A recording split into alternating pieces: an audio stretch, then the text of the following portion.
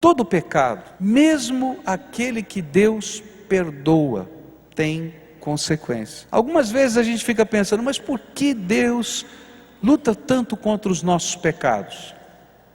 Por que Deus, Ele é tão forte em bater em algumas situações da nossa vida? Porque pecado é desgraça. E às vezes o pecado vem embrulhadinho para presente, com fitinho e lacinho e tudo, não é? E a gente fica dizendo, está vendo? Olha, Deus não me deixa desfrutar dessas coisas. Mas queridos, quando Deus, Ele odeia o pecado, apesar de amar o pecador, é porque Ele sabe que pecado é desgraça na nossa vida.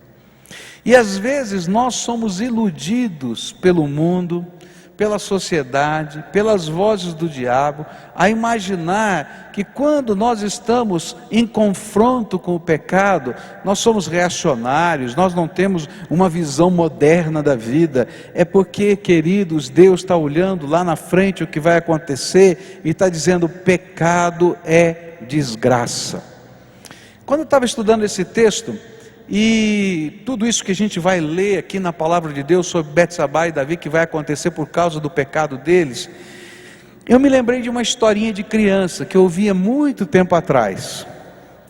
Diz que um garoto um dia estava conversando com o papai e ele não entendia, não é, essa questão de consequência do pecado.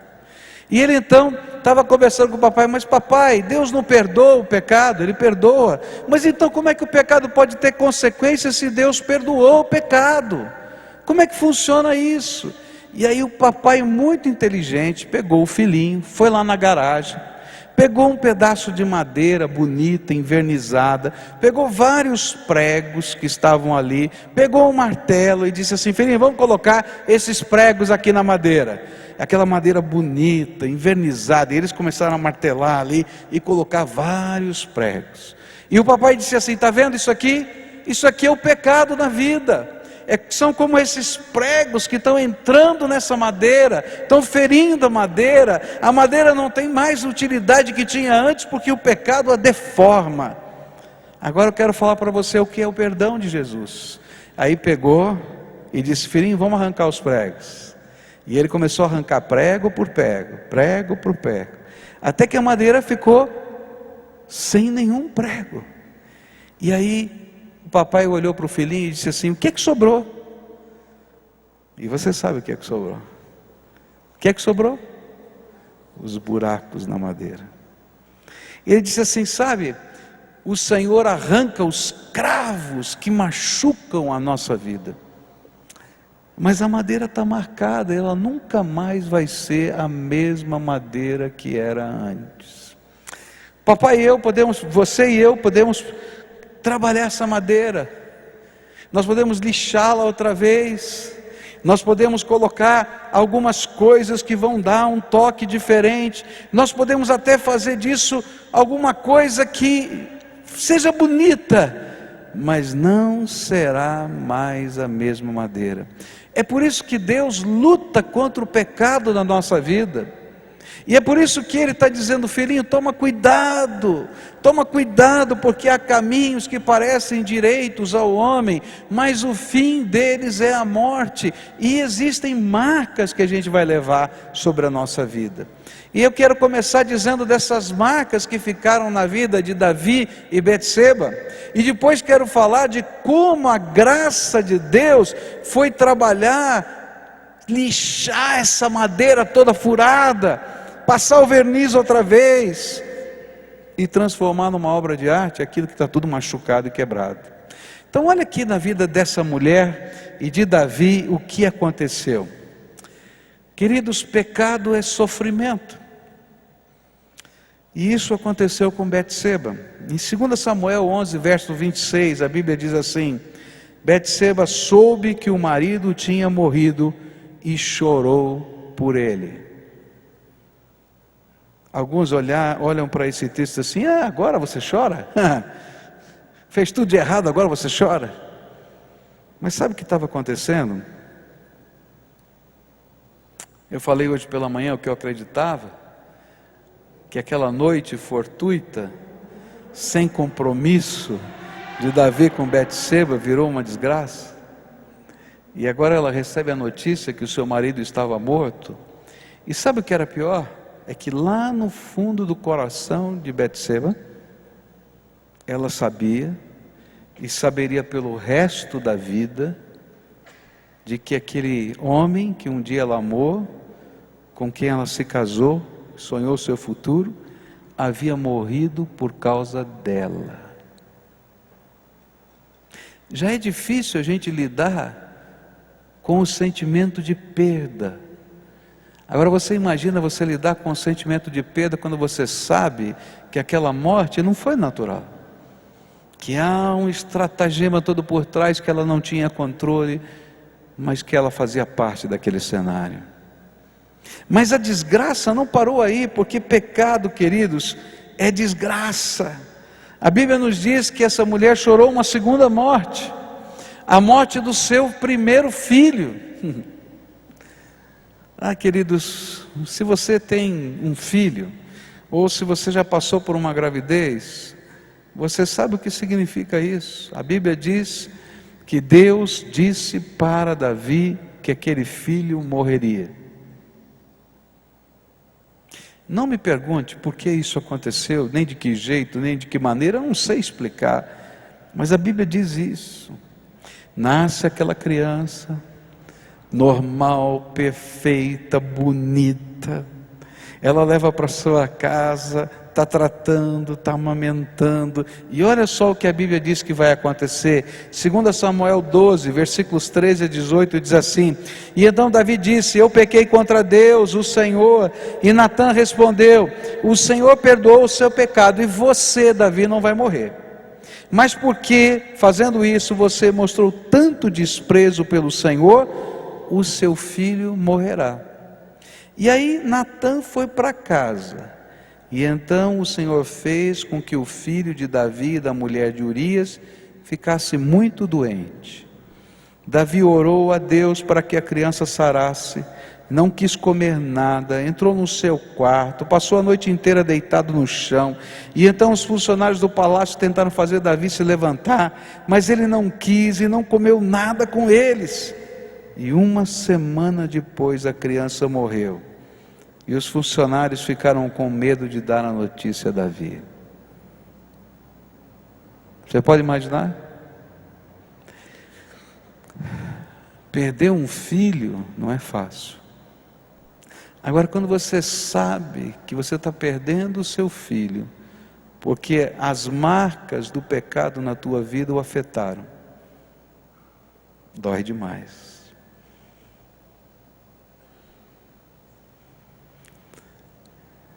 Pecado é desgraça. Não tem nada de bonito nessa caixa de presente que o diabo preparou para você. E só pode ter alguma transformação porque a misericórdia de Deus vem sobre as nossas vidas. Mas a Bíblia diz que o adultério de Davi gerou consequências desastrosas na sua família e nos seus filhos. Queridos, quando um homem de Deus, cheio do Espírito Santo, ele envergonha o nome do Senhor na sua casa, existe consequência na mente e no coração dos seus filhos. Meu pai, Davi, ungido de Deus, homem segundo o coração de Deus, você não conhece. Nós conhecemos. E olha só o que vai acontecer como consequência do pecado na vida da família de Davi. Primeiro, um abuso sexual na sua casa. Sua filha Tamar, ela é abusada sexualmente pelo seu meio-irmão Amnon. E a ideia que a Bíblia passa é alguma coisa assim: se papai pode ser indulgente com seus apetites sexuais, eu também posso. Onde a gente aprende valor nessa vida, queridos? Onde a gente aprende valor? Não é na escola, não é na igreja. Onde é que a gente aprende? Em casa. E se nós não temos referenciais de valor dentro da nossa casa, é um perigo para a nossa descendência e para a sociedade. Porque a gente vai aprender na psicologia que a primeira maneira da gente resolver um problema na vida é copiar o método de solução de problemas que a gente aprendeu dentro da nossa casa. Então, aquele moço olhou para os desejos sexuais dele e pela sua meia-irmã. E ele pensou, como é que eu resolvo isso? Da mesma maneira que o papai resolve. Pecado é desgraça. Olha só o que a Bíblia vai dizer que vai acontecer. A Bíblia diz que Absalão, o irmão de Tamar, foi pedir para Davi tomar uma providência. Afinal de contas, ele era pai e ele era o rei. Mas Davi não tinha autoridade para tomar providência nenhuma, porque ele tinha perdido o respeito dos seus filhos por causa do seu pecado. E ele então tenta apaziguar a situação, e não resolve absolutamente nada, porque, queridos, nós precisamos dentro da nossa casa ter referenciais de justiça. E se a nossa família não aprende a vivenciar referenciais de justiça, vai haver desgraça no meio da convivência dos irmãos, e a sociedade em que a gente vive vai virar uma desgraça. Eu temo com o que vai acontecer no Brasil no futuro. A gente tem uma série de coisas que estão acontecendo nos dias de hoje que parece a coisa mais maluca do mundo. Por exemplo, se um menino foge de casa e vai viver na rua, e se o pai o constrange a ficar em casa, o pai pode ser preso. Mas se ele também deixa o menino na rua, ele também pode ser preso. E a lei é tão ambígua que você não tem solução para nada. E se você, como sociedade, for cuidar daquele menino e ele disser, não quero ir para um abrigo, você não pode obrigá-lo a ir para o abrigo. Que raio de sociedade é essa que não tem valores para ensinar para as suas crianças? Bom, Absalão foi, não encontrou resposta no papai, ele não teve dúvida, foi lá e matou o meio-irmão dele que tinha abusado da sua irmã. E morre outro filho de Davi. E ele pensava assim, se papai não tem coragem de disciplinar por causa das suas culpas, eu, como futuro rei, mostrarei à nação o que é justiça. E se você vai encontrar depois exatamente essas palavras sendo ditas nos discursos de Absalão na porta da cidade de Jerusalém, porque ele havia perdido o respeito para com seu pai. Depois disso, Absalão se revolta contra seu pai e tenta lhe tomar o trono, e há uma revolução em Israel. E para poder consolidar essa revolução, porque Davi foge da cidade de Jerusalém e ele toma o palácio, Absalão toma o palácio, e então ele faz o que? Ele pega todas as concubinas de Davi, monta uma tenda, e para que todo o povo saiba de que agora ele é o novo rei, ele dorme com todas as concubinas do seu pai. Essa história termina com tristeza, com a morte de Absalão, pelas tropas leais a Davi. Agora, todas essas consequências do pecado foram preditas por Natã naquele dia do confronto. Olha só o que a Bíblia diz em 2 Samuel, capítulo 12, versículos 10 a 12. Portanto, porque você me desobedeceu e tomou a mulher de Urias, sempre alguns dos seus descendentes morrerão de morte violenta. E também afirmo, que farei uma pessoa da sua própria família causar a sua desgraça. Você verá isso quando eu tirar as suas esposas e as der a outro homem, e ele terá relações com elas em plena luz do dia. Você pecou escondido em segredo, mas eu farei com que isso aconteça em plena luz do dia, para todo o povo de Israel ver. A razão por que Deus odeia o pecado, apesar de amar o pecador, é porque ainda que ele seja nos apresentado como algo maravilhoso, bonito, gostoso, na verdade ele é doloroso e amargo. O pecado mata espiritualmente, nos destrói emocionalmente e quebra vínculos familiares. Pecado é desgraça. Por isso não brinque com o pecado, não trate o pecado na sua vida com leviandade. Sabe o que é tratar com leviandade? A gente dizer assim, não tem importância, Deus vai perdoar meu pecado, vou fazer isso agora e depois eu peço perdão. Você já ouviu essa história? Já pensou nela? Já. E Deus diz, filho, você não sabe onde você está se metendo, é desgraça. Sabe por quê? Porque o preço pago é caro demais por uma noite de prazer. O que eu faço então, pastor? Fuja do pecado, como José do Egito fugiu da mulher de Potifar. Sai correndo, porque é desgraça.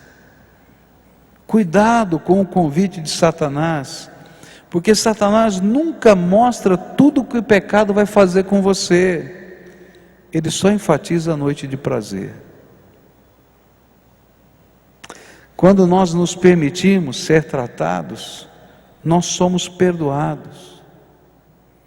Os pregos são arrancados da madeira, graças a Deus. Mas aí Deus tem que começar uma obra de restauração naquela madeira. E não é tão fácil. Um tempo atrás, havia aqui na igreja um trabalho com artesanato. E lá eu desci naquele lugar, lá no porão da igreja, tinha uns fornos ali, onde eles trabalhavam esse artesanato. E uma das coisas que eles faziam no artesanato era trabalhar com vidro. E aí eu vi alguns baldes grandes de vidro de carro quebrado. Você já viu vidro de carro? Quando ele quebra, ele fica todo estilhaçadinho, né? Então tinha uns baldes grandes cheios de vidro de carro quebrado. E eu perguntei, o que você vai fazer com esse monte de vidro quebrado? Vou fazer obra de arte. Vamos fazer uma obra de arte. Eu falei, como é que funciona?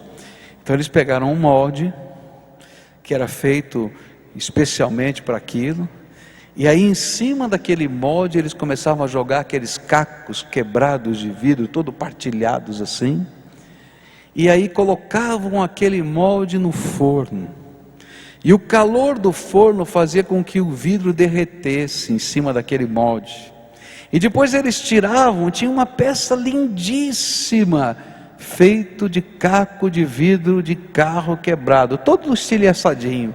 E sabe o que era lindíssimo ainda? É que todos os estilhaços do vidro continuavam lá, mas agora eles faziam parte, por causa do forno e da forma, de algo novo. E queridos, é isso que Deus faz quando Ele nos pega no meio da desgraça do pecado. Ele pega a nossa vida toda arrebentada, os caquinhos, essa desgraceira toda que o pecado faz, e aí Ele tem que construir algo novo sobre aquela desgraça. E Ele constrói algo novo, mas deixa que aquele partido quebradinho ainda seja visível, para que as marcas da desgraça de antigamente se transformem pela graça do Todo-Poderoso em marcas da graça de Deus na nossa vida. E é no meio dessa situação horrível que Deus vai começar a trabalhar a vida de Davi e Betsabá. As consequências estavam vindo, o confronto aconteceu, e 3 cenas da Bíblia vão nos ajudar a entender como Deus vai restaurar a vida de Betsabá e de Davi. A primeira delas é o nome que eles escolhem para dar ao segundo filho de Betsabá e Davi. Aquele primeiro morreu e nasce um segundo filho. E eles então escolhem o nome desse segundo filho e chamam o segundo filho de Salomão. A palavra Salomão quer dizer pacífico ou da paz. E sabe o que está acontecendo? Alguns dizem que Davi escolheu esse nome por causa das guerras, mas ele não era um homem preocupado com as guerras. Naquele dia que nasceu o segundo filho, Davi estava orando para Deus. Esse é o sentimento do meu coração: Senhor, esse filho é uma marca da paz que eu estou fazendo contigo e do Senhor comigo. E fica tão forte isso, porque assim que ele coloca o nome de Salomão nessa criança, Deus manda o profeta Natã conversar com ele, e sai Natã da sua casa, e vai visitar Davi, Betsabá e Salomão, e ele diz o seguinte: olha Davi, você colocou o nome nessa criança de Salomão, mas Deus colocou um outro nome em Salomão, Gededias, que quer dizer o amado do Senhor. E naquela hora, Deus estava dizendo: filho, eu vou começar algo novo, e vou escolher essa criança para ser rei. Segundo o costume daquela época, não seria Salomão o escolhido para ser rei, seria o filho mais velho de Davi. Mas naquela hora Deus estava dizendo assim: eu estou começando a fazer algo novo com os caquinhos da tua vida, e assim como você me disse que queria paz comigo, eu estou dizendo que eu estou te abençoando, e estou dizendo que você se torna e o seu filho se tornam amados do meu coração. Queridos, quando a gente começa a caminhar esse caminho do retorno, apesar de todas as consequências do pecado, que dão trabalho e que deixam marcas sobre a nossa vida, que geram lutas, porque a gente queima etapas, a intervenção de Deus começa a se fazer clara diante de nós. Há alguns meses atrás, um jovem da nossa igreja foi dar um testemunho, um adolescente da nossa igreja, junto com a sua namorada.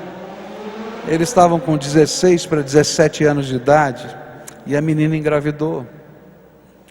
E aí então, como pastores, nós fomos orientar e conversar, e esse menino então foi falar com a sua comunidade de fé no culto dos jovens e dos adolescentes, do que tinha acontecido na sua vida. E eu achei muito interessante a palavra daquele jovem.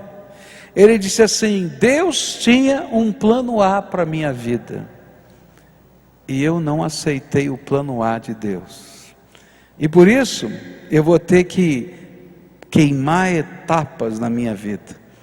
Eu não tenho condição de ser pai, mas vou ser pai. Eu não tenho condição de sustentar uma família, mas vou ter que correr para alcançar suas condições para sustentar uma família, ainda que eles não tenham se casado ainda, porque não podem nem se casar judicialmente falando. Mas eu quero tudo que Deus preparou para o plano B que Ele tem para mim, porque dessa vez eu não quero que Ele tenha que usar o plano C dele na minha vida. Que coisa sábia, não é tremendo? Deus talvez esteja pegando a tua vida dizendo: filhinho, o plano A já foi, e tem um monte de caquinho, mas você quer fazer paz comigo? Então eu quero dizer que você vai ser meu amado. Vou te colocar no forno, porque não tem jeito de consertar esses caquinhos sem você passar pelo forno das pressões dessa vida. Mas se você andar comigo, eu vou fazer de você uma obra de arte, e você vai ver a beleza que eu vou construir no futuro. E é isso que Deus está falando para Davi e Betseba: olha, eu não queria que vocês passassem por isso, isso não era o meu projeto, mas agora eu vou trabalhar isso na sua vida. Isso fica muito claro com o que aconteceu com Davi quando Natã chegou ali. E aí a palavra do Senhor lá em 2 Samuel 12, versículo 25, diz assim: mandou que o profeta Natã lhe desse o nome de Gededias, porque o Senhor Deus o amava. E esse foi o filho que Deus escolheu para ser rei de Israel. A segunda cena que aparece na vida de Betseba, que nos ajuda a entender a restauração de Deus, é a posição de honra que ela recebe na sua velhice. Ela vai aparecer em algumas cenas. Em 1 Reis 1, verso 17, ela vai aparecer diante de Davi já velhinho, quase no final da sua vida, perto da sua morte, e está havendo novamente um novo movimento de revolução. Um dos seus filhos está lá tentando ser rei, sem que ele tivesse morrido, e ela vai até o palácio e diz: lembra do que Deus nos prometeu, e lembra do que você acordou com Deus. Agora está na hora de você tomar uma decisão, abdicar da coroa e dizer quem Deus escolheu para ser o rei. E ela vai acompanhada de Natã, o mesmo profeta do passado, e ela, com a autoridade de quem teme ao Senhor, junto com o profeta de Deus, confronta o rei nas decisões que precisam ser tomadas. Aquela mulher que parecia tão frágil, que podia ceder às pressões sem fugir, agora se torna uma mulher que teme a Deus e leva a sério as promessas de Deus, e passa a ter um papel importante na história daquela nação. Em 1 Reis capítulo 2, verso 19, depois que Davi passa o trono para Salomão, olha só o que a Bíblia diz: e então Batseba foi falar com o rei a favor de Adonias, seu irmão, e Salomão se levantou para recebê-la, e se inclinou diante dela, e depois sentou-se no seu trono, e mandou que trouxessem um trono para Batseba, e ela se sentou ao lado direito do rei. Só Deus pode fazer isso. Aquela que era a piada da corte, agora era a mãe do rei, se sentava no trono do lado dele. A terceira cena e última é o fato dela ser citada na genealogia de Jesus. Dentre tantas mulheres que poderiam ser a ascendência de Jesus, Deus escolheu Betseba. Não parece estranho isso? Não parece irônico isso? Mas sabe por que é que Deus faz isso? Para dizer para mim e para você, que ainda que eu seja um caquinho, arrebentado, e ainda que eu tenha que lidar com as consequências do meu pecado, Deus tem um plano para a tua vida, que pode pegar a tua vida no lugar em que está agora, e levá-la na direção da graça, da misericórdia e da restauração. Essa é a coisa mais bonita que a gente tem, é a graça de Deus sobre a nossa vida.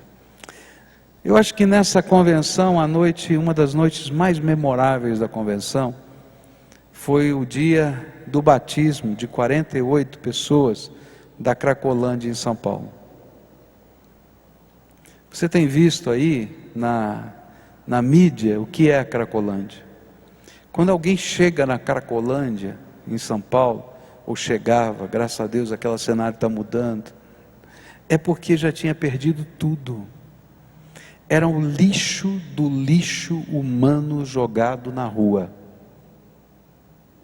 Tinha um dos meninos que estava tocando o teclado, o menino falava 3 línguas. O presidente da Aliança Batista Mundial chegou perto dele, ele começou a falar com aquele presidente da Aliança Batista Mundial em inglês fluente. Eu não consigo falar, mas ele estava falando em inglês fluente. E aí o presidente da Aliança Batista Mundial começou a perguntar: mas o que aconteceu com você? Ele disse: eu era um profissional, eu vivia isso, fazia aquilo, mas eu comecei a usar droga. E de repente a droga me acabou, me arrebentou, eu perdi minha família, eu perdi tudo. E eu comecei a viver como lixo humano jogado na rua da Cracolândia em São Paulo. Tinha um outro menino que deu testemunho lá, que era um africano que veio para o Brasil para fazer universidade.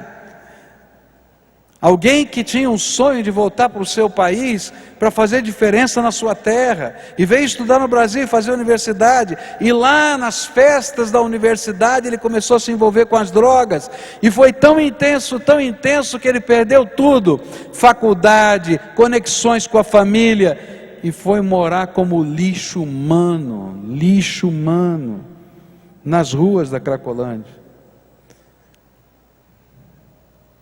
Sabe por que aquela noite foi a mais impressionante?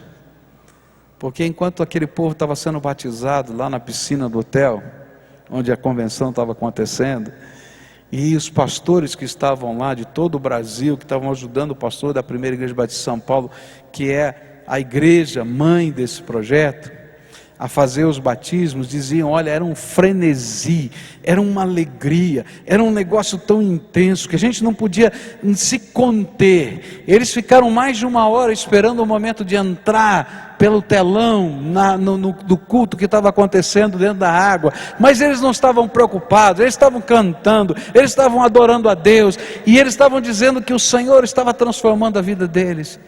E naquela noite, quando aquele povo se levantou no meio dos batismos, no final dos batismos, e começou a cantar aquela música que nós já ouvimos aqui, eu sou livre, né? Sabe qual era o sentimento que havia no coração? O sentimento não importa o caquinho que eu sou, e não importa a desgraceira que o pecado fez na minha vida, Jesus ainda tem um plano para mim. Não é o plano A, perfeito, maravilhoso, e não tem como voltar exatamente no lugar em que eu estava no plano A, mas nem por isso o plano de Deus é menor, ou não deixa marcas tão profundas. É tão tremendo que enquanto a gente estava lá, naqueles dias, isso aconteceu no domingo, na segunda-feira, no meio do culto ali, que a gente estava celebrando missões, houve uma surpresa para todos nós e aqueles meninos da Cracolândia. Tinha um moço que estava lá, dentre aqueles que estão em processo de recuperação. Esse não foi um dos que estavam batizados, mas um daqueles que está no processo de recuperação, que a sua família não sabia absolutamente nada dele há muitos anos. Lixo humano na rua da Cracolândia em São Paulo. E olha como Deus faz as coisas. Sabe quem estava no auditório assistindo o culto? A mãe daquele menino, que não sabia dele há muitos anos, crente no Senhor Jesus, que orava pela salvação do seu filho. E aí ele está lá na frente, junto com os líderes de missões nacionais, lá na frente no palco, e a mamãe, ele não está vendo, e a mamãe vem por trás, acompanhada por outros, e eles se abraçam ali, e dizem, olha, Deus está trazendo união entre eles hoje aqui. Ele não sabia que ela estava aqui, e ela o viu cantando no coro e nos procurou, com medo. O que eu faço? Me apresento, o que eu digo? Não, nós vamos mostrar para você. E aí então está havendo toda uma aproximação de Deus. Não é o plano A, mas não perca a bênção do plano B que Deus preparou para a tua vida. E não espere outra desgraça vir para Deus ter que usar o plano C. O tempo de Deus para começar uma obra de restauração é hoje. Agora eu quero dizer para você, não é uma obra que é um passe de mágica, plim, mudou tudo. Não, querido, como aquele vidro que precisava ir para o forno, colocado sobre um molde, você vai ter que ser reconstruído pela graça de Deus. O forno é aquilo que Deus está planejando nos seus detalhes, e que às vezes vai ter que mexer com a tua vida, mas o molde é a graça de Jesus, é a presença do Senhor, é a palavra de Deus, que vai forjar um homem novo, uma mulher nova, que tem marcas, mas as marcas se transformarão em beleza na tua vida. Nessa noite eu vim dizer para você o seguinte: Betsabá está na história, está na genealogia de Jesus para dizer o seguinte: qualquer pessoa pode cair, até um ungido de Deus. Que lutar contra a voz do Senhor é loucura.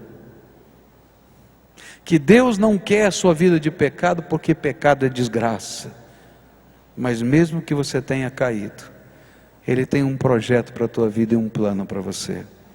E nessa noite eu queria orar com você, pedindo que Deus abençoe a sua vida.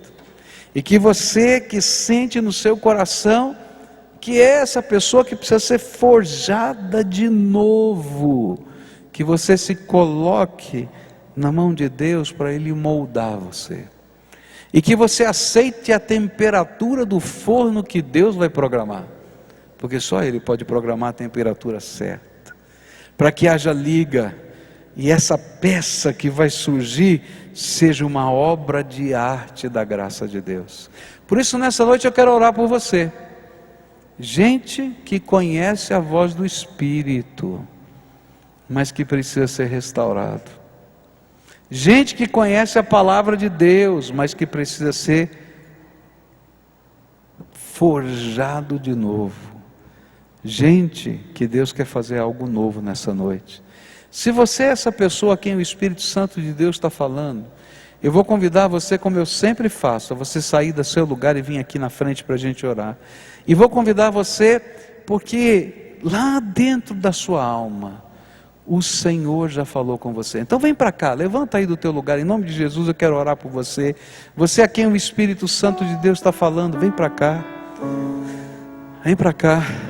Gente boa, ungido de Deus, mas que peca, que erra, que falha, e que precisa ser forjado de novo, que está enfrentando batalhas que são frutos dos nossos pecados. A Bíblia diz: do que se queixa o homem a não ser dos seus próprios pecados? E que precisa de uma restauração do Senhor. Então se o Espírito de Deus está falando com você, vem para cá, sai da galeria, sai lá do fundo, vem para cá em nome de Jesus, vem para cá. Enquanto você vai chegando aqui, nós vamos cantar o Senhor, e nós vamos adorar o Senhor. Pastor Edson, vem aqui nos ajudar nesse tempo de oração e intercessão, vem aqui. Você vai nos ajudar, vai orar por esse povo que aqui está, em nome do Senhor Jesus.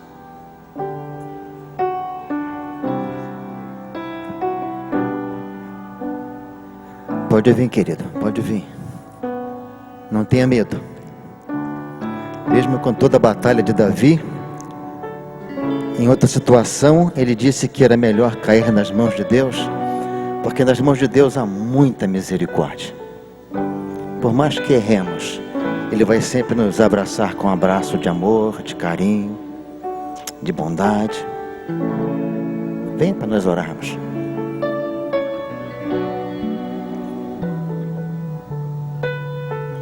O pastor falava que eu pensava numa coisa interessante. Quando começamos a ser assediados pelo pecado, e quando o praticamos, ele é gostoso como mel. Eu costumo usar essa expressão: pecado, ele é gostoso como mel. As consequências são mais amargas que o fel. Terríveis as consequências.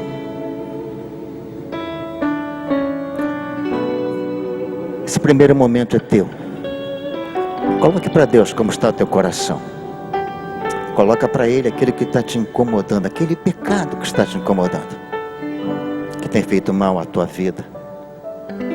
Mesmo os irmãos que estão assentados, os que não vieram à frente, sempre há alguma coisa na nossa vida. Todos nós temos um calcanhar de Aquiles, que precisamos pedir sempre a graça de Deus. Todos nós. Todos nós. Ninguém melhor do que ninguém, só Jesus, que em tudo foi tentado e em nada pecou. E aquele que é seu ponto fraco, peça para Deus derramar graça, meu irmão. Graça, graça abundante. Então coloque para Deus aquilo que te incomoda. Esses dias eu ouvi uma coisa interessante: nós pecamos porque queremos. E aquilo me sacudiu. nós pecamos porque queremos. E eu falei a verdade. Nós pecamos porque queremos, porque temos tempo de correr.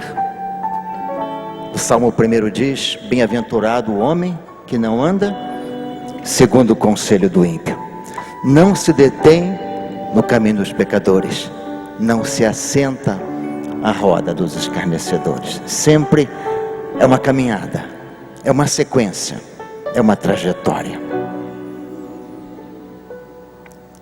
Queria convidar a igreja a ficar em pé neste momento. Vamos nos colocar em pé. Vamos interceder por esses irmãos que estão aqui à frente.